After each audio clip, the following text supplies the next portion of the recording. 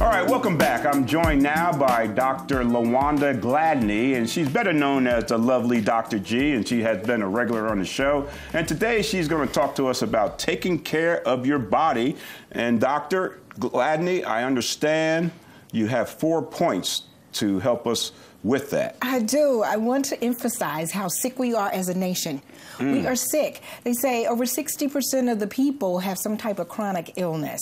Okay. And 60%? 60%. Wow. And 7 out of 10 deaths are caused by some type of chronic illness. Okay. So what that says is that we're not taking care of ourselves. We're not taking care of our body. I focus so much on the mind, but your mind and body is so connected. Yes. And so I felt it's important that people understand that you're in control of your health, basically. So let's do something about this. Let's do something. So tell me these points now. Okay, yeah, so number one. I'm interested. I need to take care of my body. Number one is what? Make a decision that you want to be healthy. Okay. Decide. I know that sounds simple. All the tips I give are going to sound simple, but it's really in your mind what you need to do. Right. So decide that, you know what, I want to be healthy. I don't want to be sick. Okay. Number two, then you have to take the steps to manage your health. What does that look like now? Of course, now you're going to need to watch what you eat. You're going to need to do the exercise. You're going to need to plan different things, which brings us to tip number 3. Tip number 3 is creating a plan. And this is where people really get messed up because they can make a decision and say, you know what, I do want to be healthy. I don't want to be sick anymore.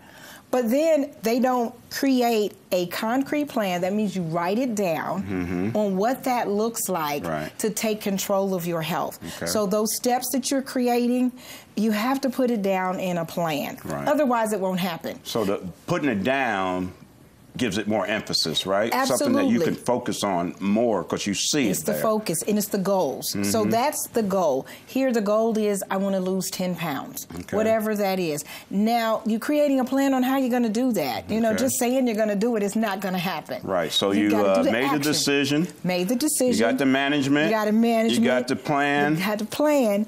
And the last one is really important. You have to have an accountability partner. Okay.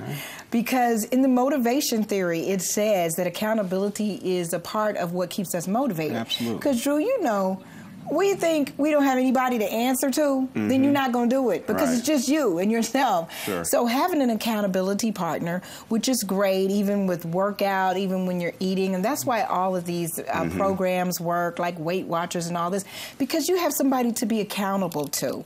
And so the accountability partner kind of helps keep you on track. Yeah, so you get a partner, and now you feel responsible to that partner, because you don't want to let that partner down. You don't want to let that partner down. And it's vice versa. They don't want to let you down, so it all works together. Absolutely. And you don't want to, now you gotta have to get an accountability partner that you can't run over. Right. Oh yeah, somebody will motivate like, you. Okay, well, you did what? No, you have to get somebody that's like, don't call me and tell me that you didn't get up and exercise. You know what I'm saying? Right. So make sure you pick out a good accountability partner. And that's not easy to do either, it's because not. A lot of people want to slack and not. They do. They get tired and say, "Oh, let's do it tomorrow." Right. Instead of today, and that type of thing, right? So it's helpful to get somebody who's on the same page with you, that they're deciding to take their health back and be healthy, so that you can keep each other in check. Right. So that it works like that. So yeah. Okay. So recap the 4 points. The 4 points are: you have to make a decision that you want to be healthy. Everything decides with your mind. It starts with that. It starts with the decision. That's why you got it number 1, because if you don't make a decision, then everything else ain't going to fall in place. It's not happening. Okay.